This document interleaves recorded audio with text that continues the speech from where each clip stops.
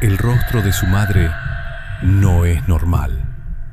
Los párpados están unidos por hilos negros de grosor industrial.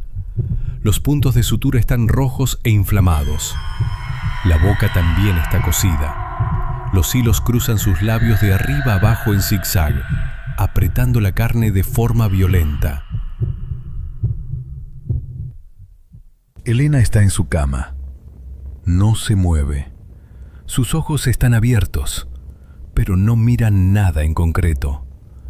El silencio de la habitación es pesado, casi sólido. Entonces, empieza el sonido. Es un xilófono. Las notas son agudas, limpias, pero no forman una melodía lógica. Son golpes secos. Elena se incorpora. Sus movimientos son lentos, como si se moviera bajo el agua. Se baja de la cama. El suelo está frío. Camina hacia la puerta de su cuarto y la abre. El pasillo de su casa parece más largo de lo normal. Las paredes están cubiertas de una sombra que parece moverse. Al final del pasillo, en la cocina, hay luz. Elena camina hacia allí. El sonido del xilófono viene de esa dirección. Al entrar, ve a su padre de espaldas, frente al fregadero. También ve a su madre sentada a la mesa. Ninguno de los dos se mueve. Elena se acerca a su madre. ¿Mamá?, pregunta Elena. Su voz suena pequeña. Su madre gira la cabeza. Elena se detiene en seco. El rostro de su madre no es normal. Los párpados están unidos por hilos negros de grosor industrial. Los puntos de sutura están rojos e inflamados. La boca también está cosida.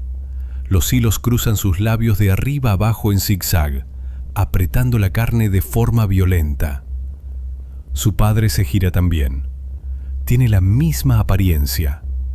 Los ojos cerrados con hilo, la boca sellada. No pueden hablar, pero Elena siente que la están mirando a través de la piel de sus párpados. De repente, el padre de Elena empieza a crecer. No es un crecimiento natural. Sus piernas y su torso se estiran como si fueran de goma. Sus hombros se ensanchan. En pocos segundos, la coronilla de su cabeza choca contra el techo de la cocina. El yeso se agrieta. El hombre tiene que inclinar el cuello de forma antinatural para no romper el techo. Elena retrocede. El miedo le cierra la garganta. Su padre da un paso hacia ella. El suelo tiembla. Elena se da la vuelta y corre.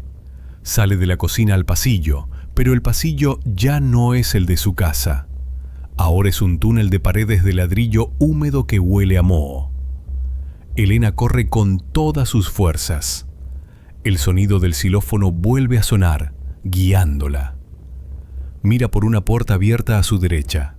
Debería ser el baño, pero es una habitación llena de cientos de sillas de madera apiladas hasta el techo.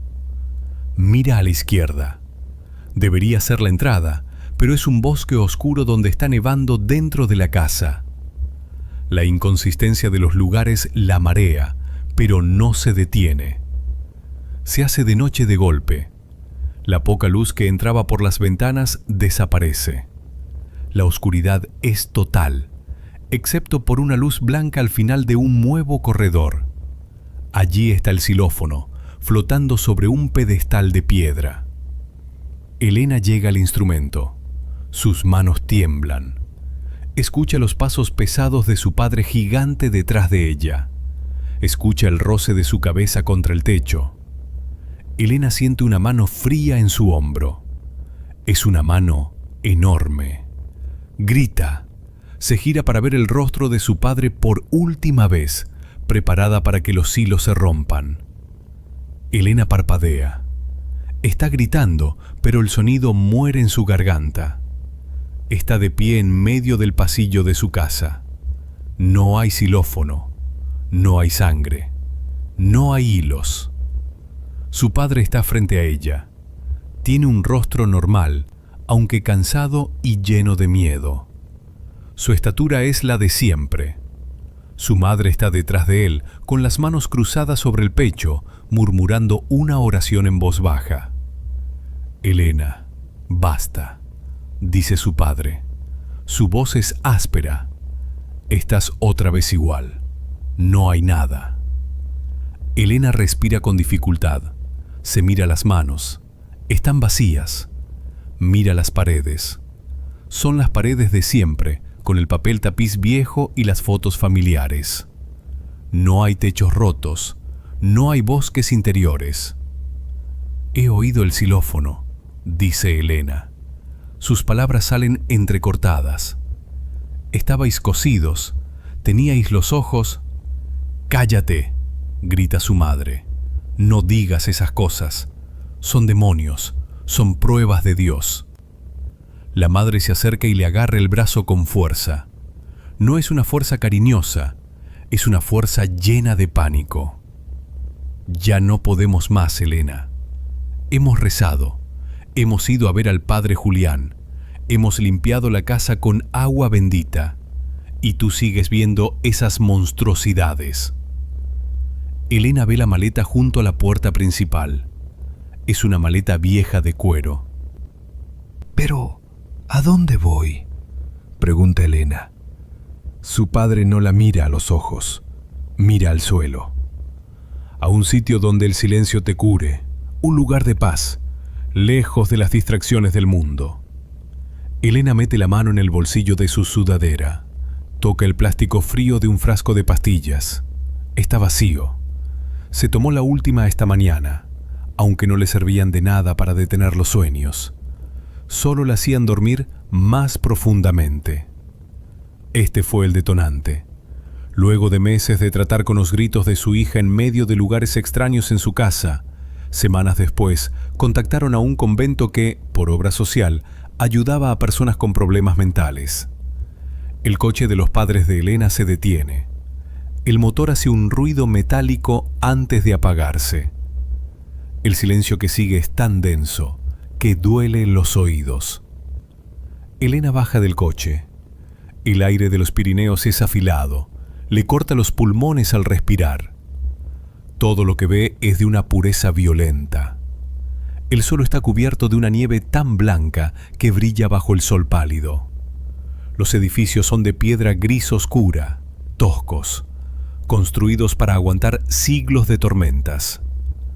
Frente a ella se alza el convento de Nuestra Señora de la Expiación. No parece un hospital, parece una fortaleza. Las ventanas son pequeñas y están situadas muy arriba en los muros. No hay árboles cerca, solo la inmensidad del valle y los picos de las montañas que parecen vigilarlo todo. Sus padres bajan del coche. Su madre lleva una Biblia pequeña en la mano. Su padre saca la maleta del maletero. Se mueven rápido, como si tuvieran prisa por irse. «Aquí estarás bien», dice su padre, aunque no suena convencido. Las hermanas saben tratar estos brotes. La fe es el mejor médico. Elena mira el convento. Saca el frasco de pastillas vacío de su bolsillo y lo aprieta. Es su único vínculo con el mundo de afuera, con los médicos que sus padres rechazaron porque decían que la ciencia no entiende el alma. Una puerta de madera pesada se abre en la entrada principal. Sale una mujer vestida con un hábito gris oscuro, casi negro. Su rostro es liso, sin una sola arruga, pero sus ojos son fríos como el hielo de la montaña. No sonríe. «Elena», dice la mujer. No es una pregunta, es una afirmación. Elena no responde. Se queda mirando una mancha de sangre pequeña en la nieve, cerca de la entrada. Quizás un pájaro muerto, o quizás algo que se arrastró por allí. «Soy la hermana superiora», continúa la mujer. «En este lugar, el silencio es nuestra norma. A través del silencio, escuchamos la verdad». Los padres de Elena le dan un beso rápido en la frente. Es un gesto mecánico. Se dan la vuelta y suben al coche. Elena se queda allí, de pie en la nieve, viendo cómo el vehículo se aleja por el camino serpenteante hasta desaparecer. Ahora solo quedan ella, la nieve y el convento. «Entra, hija», dice la hermana superiora. «El frío no ayuda a las mentes dispersas». Elena camina hacia la puerta. Al cruzar el umbral, siente que el aire cambia. Dentro huele a cera de vela, a jabón barato y a algo más. Algo que le recuerda el olor de la tierra húmeda en sus sueños. La puerta se cierra detrás de ella con un sonido sordo, un sonido final. Elena mira el pasillo interior. Es largo y oscuro. Por un momento, teme que si camina demasiado, las habitaciones empezarán a conectar con lugares que no existen. «Aquí no hay xilófonos, Elena», dice la hermana superiora, aunque Elena no ha dicho nada sobre el instrumento. Elena se estremece. Aprieta el frasco vacío en su bolsillo hasta que el plástico cruje. La pesada puerta de madera y hierro se cierra. El sonido es un golpe seco que hace vibrar el suelo bajo las botas de Elena.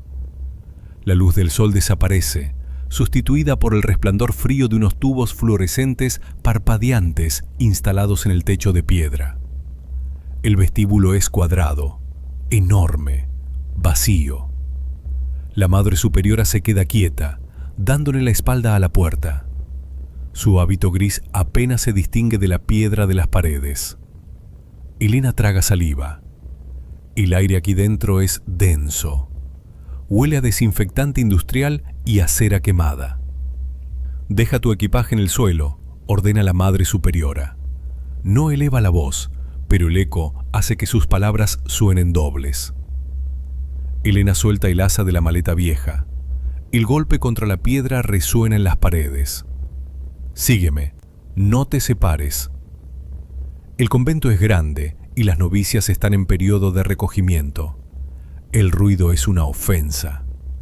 La madre superiora comienza a caminar. Sus zapatos de suela dura marcan un ritmo constante. Elena la sigue, manteniendo 2 metros de distancia. Sus zapatillas de lona no hacen ruido. Entran en un corredor largo y estrecho. A la derecha, una fila continua de ventanas con rejas de hierro forjado deja entrar rectángulos de luz blanca que se proyectan en el suelo. A la izquierda, una pared de piedra sólida con puertas de madera oscura cada 10 metros. Elena camina pisando fuera de los rectángulos de luz. Su respiración es superficial. Observa la nuca de la madre superiora. Es rígida. De repente, el ritmo de los pasos de la monja cambia en la cabeza de Elena. El clac, clac de los zapatos choca contra las paredes y regresa a sus oídos con un tono más agudo, metálico. Elena se detiene en seco. Los nudillos se le ponen blancos. Cierra los ojos con fuerza y se pellizca el muslo derecho a través de la tela del pantalón. Le duele. Abre los ojos. La madre superiora está 5 metros más adelante, parada, mirándola. El frío congela las articulaciones, pero no la voluntad. «Camina», dice la mujer. El sonido ha vuelto a la normalidad. Solo es el eco. Elena asiente. Pasa saliva y acelera el paso para alcanzarla. Mientras avanzan, Elena mira hacia las puertas cerradas a su izquierda. Al pasar por la tercera puerta, nota algo. Una sombra negra en el marco inferior. La sombra no está estática. Parece una línea gruesa, como un hilo negro de coser, temblando bajo la corriente de aire. Elena clava la mirada en la base de la puerta. Gira el cuello mientras camina para no perder de vista la línea. Parpadea. La línea no es un hilo. Es solo la humedad acumulada en la madera podrida del marco. Respira hondo. Solo es tu cabeza. Nada de esto es real. Se repite mentalmente. El pasillo desemboca en una galería circular. En el centro hay un patio interior cubierto de nieve, visible a través de grandes ventanales. La nieve sigue intacta, sin pisadas. A lo largo de la pared curva de la galería hay estatuas de madera a tamaño real. Son figuras de santos. La pintura está desconchada. A una figura de San Bartolomé le falta la mitad de la cara, revelando la madera astillada debajo. Elena pasa junto a las estatuas. Siente que los ojos de madera la siguen. Mira directamente al rostro de una figura femenina, buscando imperfecciones.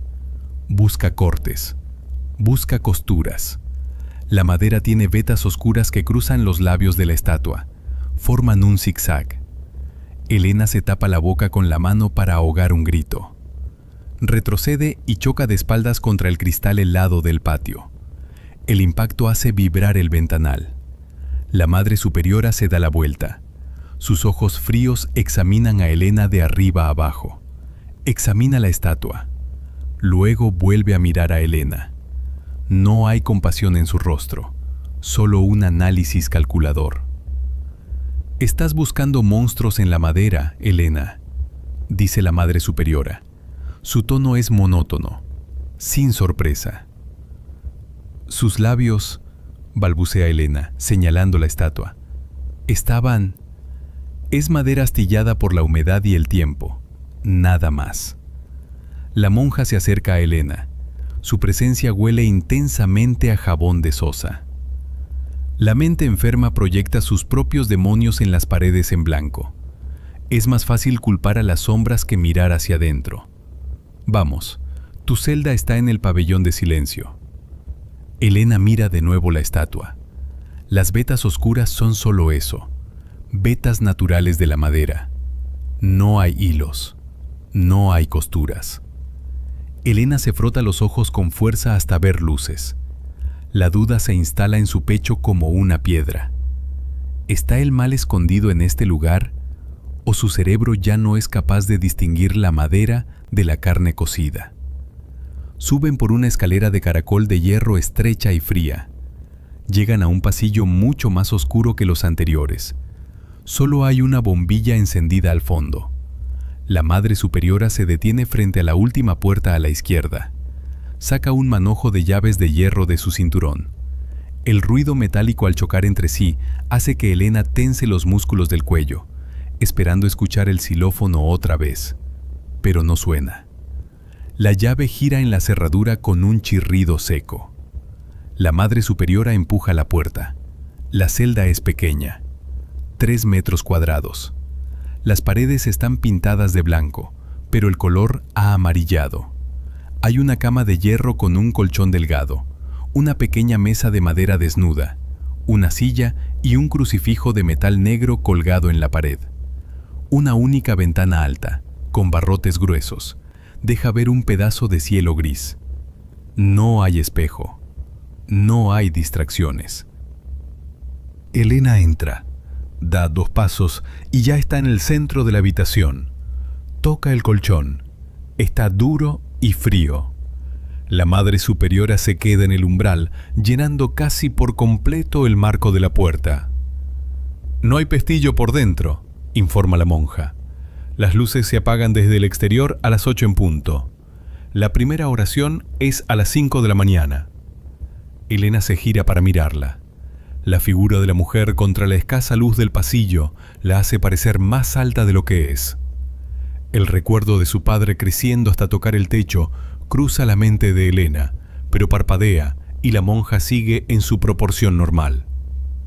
«Mis padres», empieza Elena, dudando de qué decir. «Ellos dijeron que aquí me curaría, que el silencio me quitaría las visiones». La Madre Superiora la observa en silencio durante unos largos segundos. El aire entre ellas parece tensarse. «Aquí no curamos el cuerpo, Elena», dice finalmente la Madre Superiora. Su voz baja es cortante, precisa. «Obligamos al alma a dejar de mentir». Elena frunce el ceño. «Yo no miento. Yo veo esas cosas. Están ahí». La monja da un solo paso hacia el interior de la celda. «El problema es que, a veces, la verdad tiene garras. Y hasta que no aceptes que eres tú quien las afila, seguirá sangrando». Sin esperar respuesta, la Madre Superiora retrocede al pasillo, agarra el tirador de la puerta. «Paz en el silencio, Elena». La puerta se cierra de golpe. El sonido metálico de la cerradura al girar desde fuera resuena en la pequeña habitación. Elena se queda completamente sola. El silencio cae sobre ella como una manta pesada. Mira el crucifijo de hierro negro en la pared. Sus sombras se proyectan sobre el gotelé blanco. Elena se sienta en el borde de la cama, clava las uñas en sus rodillas y se queda mirando la puerta cerrada, esperando que el silencio le dé respuestas, o temiendo que le devuelva el sonido del xilófono. Las 4:30 de la mañana. Fuera es noche cerrada. Dentro del comedor de piedra, 50 mujeres están sentadas en bancos largos de madera. 20 son monjas con el hábito gris oscuro. 30 son internas con uniformes de algodón áspero. Nadie habla. El único sonido es el choque del metal contra la cerámica. Elena mira su plato. Es un cuenco de barro con una papilla de avena grisácea cocida en agua. No tiene sal, no tiene azúcar. Elena hunde la cuchara de aluminio. La textura es espesa, casi sólida. Se lleva una porción a la boca.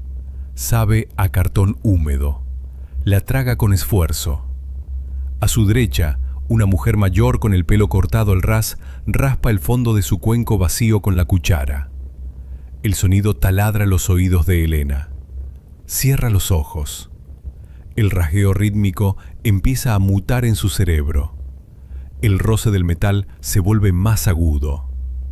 Elena abre los ojos de golpe. Mira a la mujer. La mujer sigue raspando el cuenco, con la mirada perdida en la mesa. Elena aprieta los puños debajo de la madera hasta que las uñas se le clavan en las palmas, para anclarse en el presente. Una hilera de lavabos de porcelana blanca con grifos de hierro oxidado. Sobre los lavabos, donde deberían estar los espejos, solo hay rectángulos de pintura más clara en la pared. Los espejos fueron arrancados hace años. Elena abre el grifo. El agua sale helada. Se salpica la cara y el cuello. El choque térmico le corta la respiración, pero la ayuda a mantenerse despierta. La hipersomnia tira de sus párpados hacia abajo constantemente. Cierra el grifo. Levanta la vista por inercia para mirarse en el espejo, pero solo ve la pared de piedra y el rectángulo pálido. Se queda quieta. Su respiración se agita. Sin su propio reflejo, no tiene pruebas visuales de su estado. Levanta las manos, temblando, y se toca la boca. Pasa las yemas de los dedos por sus labios. Busca la textura gruesa del hilo de coser. Busca la sangre seca de los puntos de sutura. Su piel está intacta. Presiona sus propios labios hasta hacerse daño. Necesita sentir la carne para convencerse de que su boca no está sellada. Una habitación aséptica. Hay una camilla de cuero negro y un archivador de metal. Sentada detrás de un escritorio de acero está Sor Inés, una monja de complexión gruesa y gafas de montura gruesa. Elena está sentada frente a ella. Sor Inés sostiene una carpeta de cartón marrón. Lee los documentos médicos que los padres de Elena enviaron. Elena Navarro, dice Sor Inés. No la mira. Sigue leyendo. 22 años. Historial de hipersomnia idiopática severa. Episodios recurrentes de parálisis del sueño. Sor Inés pasa una página. El roce del papel suena fuerte en el silencio de la sala. Y aquí está el informe del último psiquiatra al que tus padres se dignaron a llevarte antes de recurrir a la fe.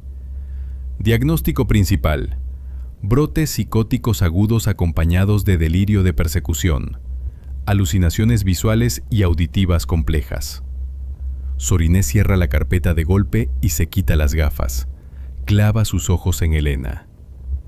Delirio de persecución, repite la monja. Crees que algo te busca, que alguien te caza. No lo creo, responde Elena. Su voz es plana, vacía de energía. Lo veo. ¿Ves lo que tu mente rota proyecta, Elena? La falta de sueño destruye la barrera entre lo real y lo imaginario. El cerebro, al no poder descansar, sueña estando despierto. Ese es tu monstruo, la química defectuosa de tu cabeza.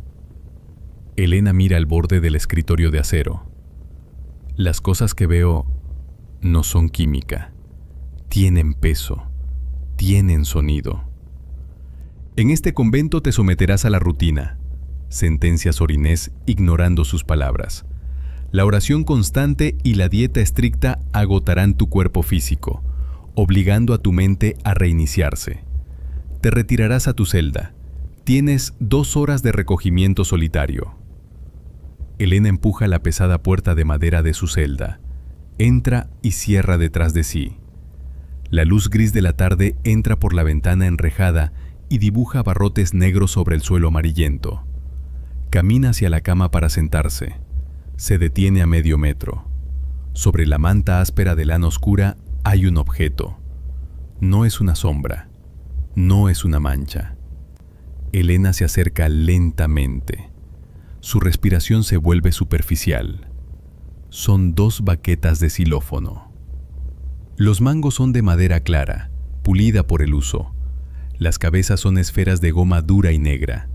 Están cruzadas en forma de X sobre el centro exacto de la cama. Elena mira a su alrededor. La celda está vacía. La puerta está cerrada. No hay dónde esconderse. Extiende la mano derecha. Sus dedos tiemblan. Toca la madera de una de las baquetas. Está fría. La levanta. Pesa. Es sólida. Golpea la cabeza de goma contra la palma de su mano izquierda. El impacto le deja un pequeño círculo rojo en la piel. Es real. Físicamente real. El delirio de persecución del que hablaba Sor Inés se activa. Alguien ha entrado en su celda. Alguien sabe lo que ella escucha en sus sueños. Alguien está jugando con ella.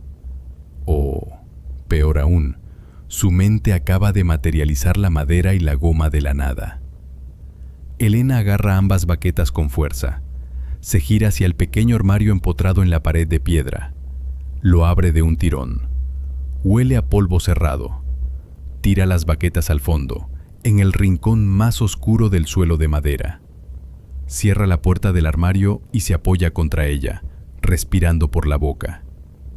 Tiene que dormir. Solo es paranoia. Alguien se las dejó ahí por error. Un celador, una monja cruel. Cualquier excusa humana es mejor que la alternativa. Elena se acuesta en la cama. Se hace un ovillo. Aprieta los ojos y se obliga a sumergirse en el negro. Oscuridad total en la celda. Solo la luz de la luna entra por el ventanuco, proyectando un cuadrado blanco distorsionado sobre la pared frente a la cama de Elena. La respiración de Elena es profunda y rítmica. Está profundamente dormida. La hipersomnia la mantiene anclada al colchón como si pesara 100 kilos. Entonces, suena. Es bajo, nítido y perfecto. Una nota sostenida, rebotando en la piedra. Elena abre los ojos. Sus músculos están tensos, pero su cuerpo no responde de inmediato. La parálisis del sueño la sujeta.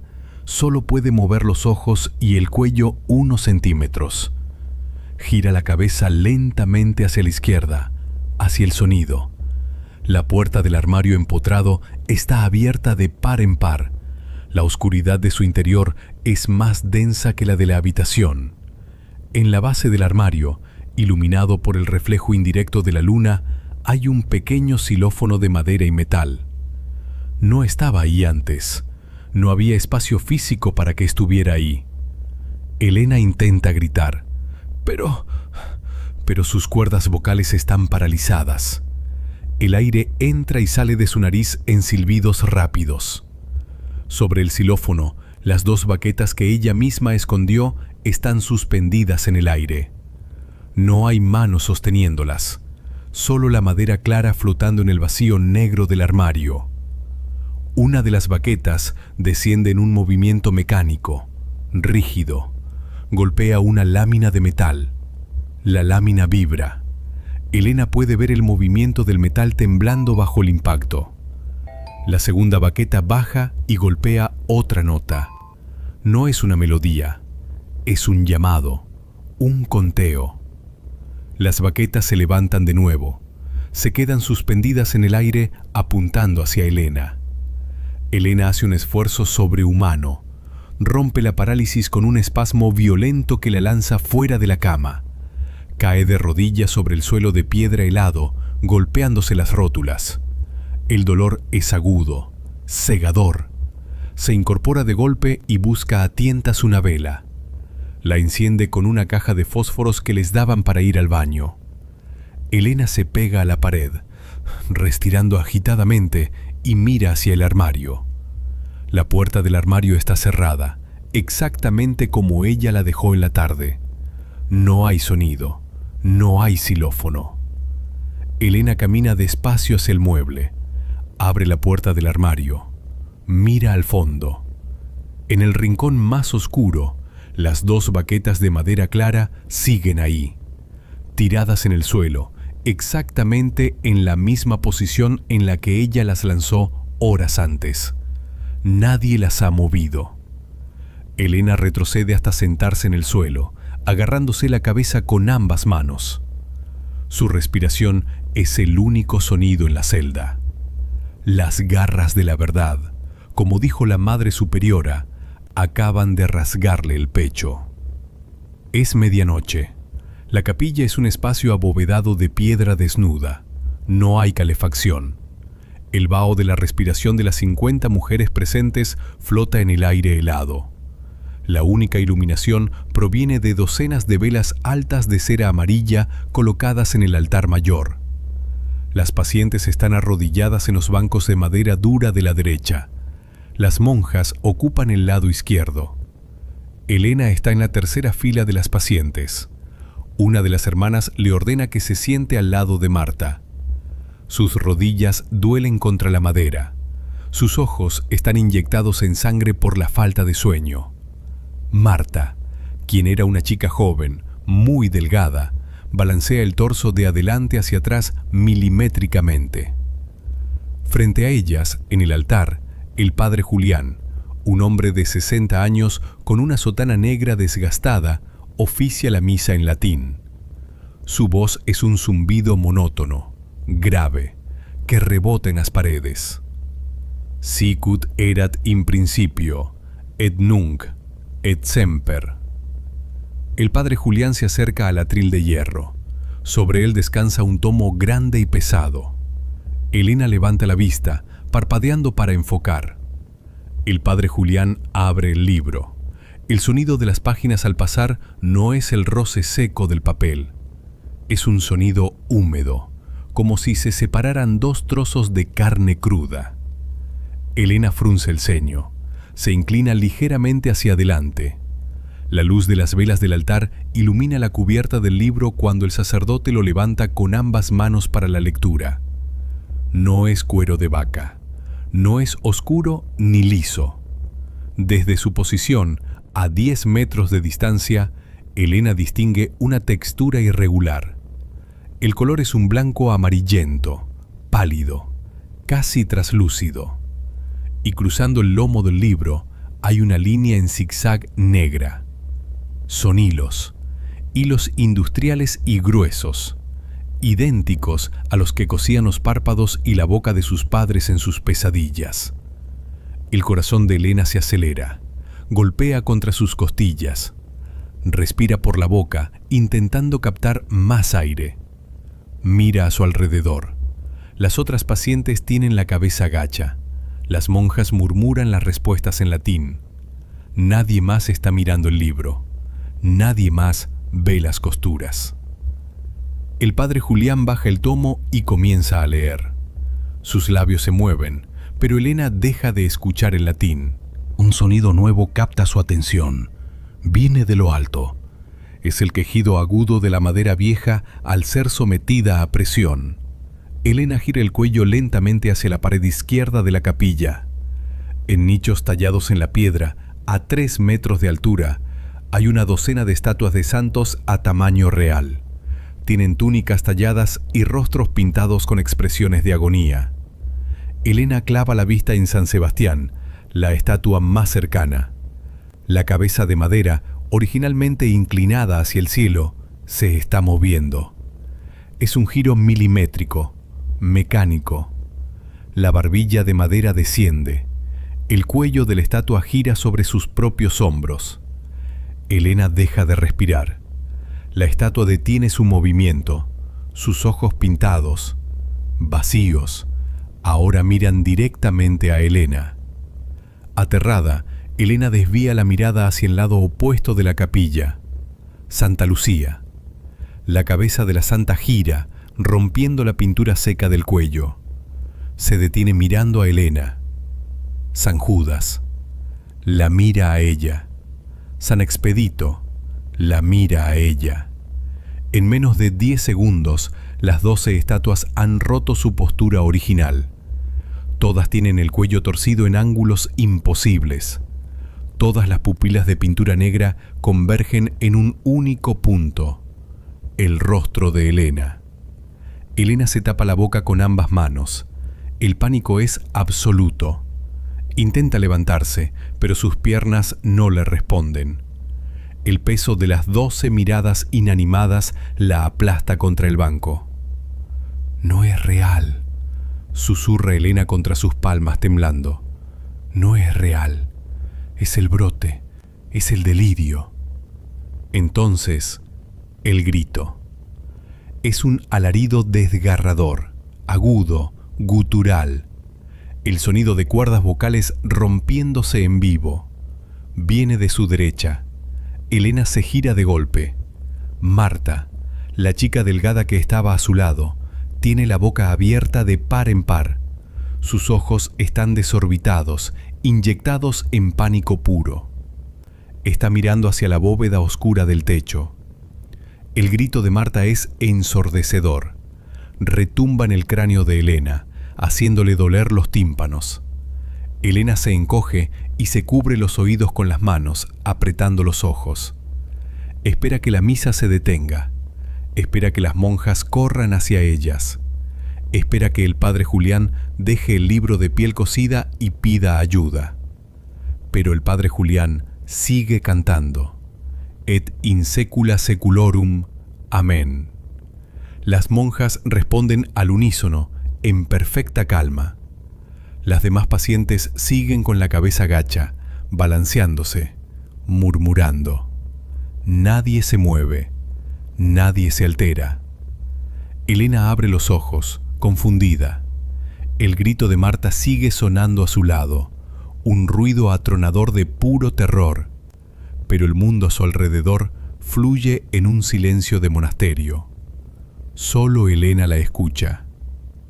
Elena alarga la mano, temblando, y agarra la manga del uniforme áspero de Marta. ¡Marta!, grita Elena por encima del alarido sordo. Marta no la mira. Sigue gritando hacia el techo negro. De repente, la temperatura a su alrededor cae en picado. La llama de la vela más cercana se apaga de golpe. Una ráfaga de aire helado golpea el rostro de Elena, obligándola a parpadear con fuerza. Cuando vuelve a abrir los ojos, un segundo después, el grito se corta abruptamente, como si hubieran desenchufado un cable. Elena sigue con la mano extendida en el aire, pero sus dedos ya no agarran la tela del uniforme. Solo aprietan aire vacío. Marta ya no está. El espacio en el banco a su derecha está vacío. No hay rastro de ella. No hay forcejeo. No hay sangre. Simplemente ha dejado de existir en el banco. Elena mira frenéticamente debajo del banco. Nada. Mira hacia el pasillo central. Nada. El padre Julián cierra el libro del atril. «Podéis levantaros», dice el sacerdote. Su voz retumba en la capilla. Las pacientes se ponen en pie al unísono. Elena se levanta a trompicones, golpeándose el muslo contra la madera. Busca desesperadamente con la mirada entre la masa gris de uniformes. La Madre Superiora se acerca por el pasillo central, supervisando la salida. Su rostro es una máscara de granito. Elena se lanza hacia ella, rompiendo la fila. ¡Ha desaparecido!, suelta Elena. Su voz sale ronca, desesperada. ¡Estaba gritando! ¡La chica que estaba a mi lado! La Madre Superiora se detiene. Las monjas de alrededor no alteran su paso, esquivando a Elena como si fuera una piedra en un río. Vuelve a la fila, Elena. El silencio post-misa es obligatorio. ¡No! Elena señala el banco vacío. Marta, se llamaba Marta, estaba aquí arrodillada y estaba gritando, y el libro, las estatuas, se ha esfumado. La Madre Superiora mantiene una expresión plana. No hay sorpresa, no hay preocupación, solo una fría paciencia. Nadie ha gritado en la casa del Señor, dice la monja. Su tono es cortante, definitivo. Y no hay ninguna paciente llamada Marta en este convento. Elena se queda congelada. El frío de la capilla se le mete en los huesos. Mentira, susurra Elena. Estaba a mi lado. La Madre Superiora da un paso hacia ella, invadiendo su espacio personal. El olor a cera quemada y desinfectante inunda las fosas nasales de Elena. Estás viendo fantasmas donde solo hay vacío, Elena. La mente enferma llena los huecos del aislamiento con personajes inventados. Vuelve a tu celda y reza para que Dios te devuelva la cordura, porque tus ojos te están traicionando. La Madre Superiora se da la vuelta y sigue su camino. Elena se queda sola en medio del pasillo. Mira hacia el altar. El padre Julián ya no está. El libro tampoco. Levanta la vista hacia las estatuas. Todas han vuelto a su posición original, mirando hacia arriba, hacia Dios. Solo queda el banco vacío a su derecha. Elena se abraza a sí misma, temblando. Si Marta no era real, ¿fue el grito obra de su propia mente? ¿O acaso el convento no solo oculta monstruos, sino que los borra sin dejar rastro?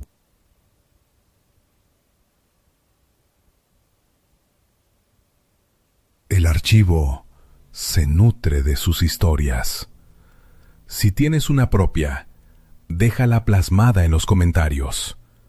Suscríbete para no perderte en la oscuridad. Soy el archivero. Hasta la próxima entrega.